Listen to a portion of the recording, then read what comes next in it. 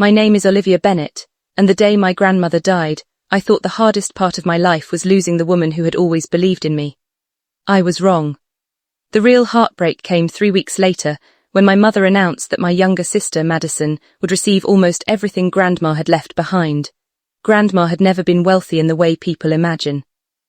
She lived in a beautiful old house, owned a small antique shop, and had spent decades collecting paintings, jewelry, furniture, and family photographs. But more than anything, she had built a life filled with memories. I was the granddaughter who visited her every weekend. Madison rarely came. Whenever Grandma needed groceries, I went. When she needed help with the shop's accounts, I helped. When she couldn't drive anymore, I took her to appointments. I never did those things expecting money. I did them because she was my grandmother. Madison was different. She would appear on birthdays, take pictures with Grandma, post them online, and disappear again. Still, I never expected my mother to choose Madison over me. One afternoon, Mom called me into the living room. Madison was sitting beside her, looking unusually pleased. Mom folded her hands and said, "We've decided how Grandma's belongings will be divided." I nodded. "Madison will be taking Grandma's house," she continued. I stared at her. "What, and the antique shop," Mom added, "along with most of the valuable jewelry." For a moment I thought she was joking. "Mom, Grandma never told me that." Mom looked uncomfortable. She changed her mind near the end. Madison smiled. "Grandma knew I needed a fresh start." I looked at her. "You barely visited her." Madison's smile disappeared. "That doesn't mean I didn't love her." I didn't argue.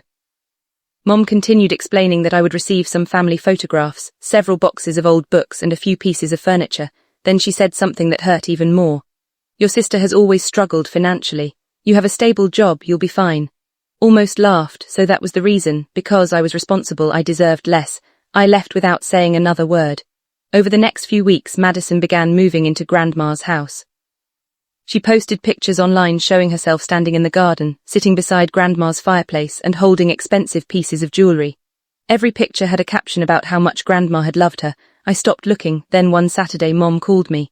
"Olivia, there are still some boxes at Grandma's house. Madison wants the attic cleared." I didn't want to go, but I agreed. When I arrived, Madison was already downstairs. "Take whatever old books you want," she said. "Everything else is mine." I walked upstairs. The attic smelled exactly like Grandma's house had smelled when I was a child: old wood, lavender, and dust. I began sorting through boxes. Most contained photographs and clothes. Then I noticed a small wooden chest hidden behind an old suitcase. It had Grandma's initials carved into the lid. I opened it. Inside were several envelopes tied together with blue ribbon. One envelope had my name written on it, not Madison's, mine. My hands began shaking.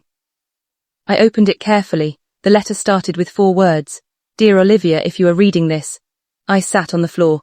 Grandma explained that she had known my mother would eventually try to control the inheritance. She wrote that she had intentionally kept certain documents separate from the main will because she didn't want anyone in the family pressuring her. Then I reached the part that changed everything. Grandma had never left the house or the antique shop to Madison. In fact, she had placed both properties into a family trust years earlier, and I was the named beneficiary. I read the sentence again, then again. I couldn't believe it. There was another document underneath the letter. It was a copy of a legal trust agreement. My name was there, so was Grandma's signature. I immediately called an attorney. She asked me to bring every document I had found. The following Monday, I sat across from her while she examined the papers. After nearly 30 minutes, she looked at me. "Olivia, these documents appear legitimate." My heart raced. "What does that mean?" "It means the house and business may legally belong to you." I couldn't speak, but my mother said Madison inherited them. "Your mother's statement doesn't override a valid trust." The attorney explained that Grandma had created the trust nearly 6 years earlier. She had deliberately kept it separate from her personal will because she wanted the properties protected from family disputes. Then she showed me something else. A letter from Grandma's attorney confirmed that Grandma had specifically discussed her wishes before signing the trust. She wanted me to take control of the antique shop, not because I was her favorite, because she believed I understood what the business meant. I remembered all those afternoons in the shop. Grandma had taught me how to identify antiques, negotiate with customers, and protect old family pieces from being sold too quickly. Suddenly, everything made sense. The next morning, my attorney contacted my mother. Mom called me almost immediately. "How could you do this to your sister?" I was stunned. "Do what? Take Grandma's house away from Madison?" "I didn't take anything. Lives there, then she needs to speak to the attorney." There was silence. Then Mom lowered her voice.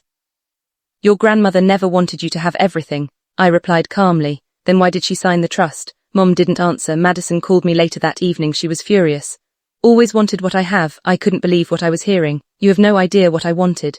I know exactly what you wanted, I said. You know what Mom told you. The first time Madison became quiet, I told her I wasn't interested in humiliating her or throwing her out immediately. The attorney would handle the legal process, but the house and shop had to be returned according to Grandma's documents. 2 weeks later, the truth became official. The trust was recognized. The house was transferred into my name. The antique shop was transferred into my control. The jewelry Madison had taken was also reviewed. Some pieces were actually designated for specific family members in Grandma's private instructions. The situation became even more uncomfortable when my mother discovered that Grandma had left one final note specifically about her. Grandma had written, "Do not let anyone convince Olivia that being responsible means she deserves less." When my attorney read those words to me, I started crying, not because I had won, because Grandma had understood. She had seen every sacrifice I had made even when nobody else did. A month later, I reopened the antique shop. I kept Grandma's old desk exactly where it had always been. I placed her photograph behind the counter. Madison eventually apologized. It wasn't a dramatic apology. She simply stood outside the shop one afternoon and said, "I was wrong." I looked at her. "I know." She asked if she could still help with the business. I told her she could, but she would have to earn her position. For the first time, she agreed without arguing. As for my mother, our relationship took much longer to repair. She eventually admitted that she had assumed I would always be the daughter who accepted less because I was easier to deal with. That sentence hurt. But it also gave me the answer I had been searching for. My mother hadn't believed Madison was more deserving. She had simply believed I would never fight back. I spent years thinking being the responsible daughter meant staying quiet.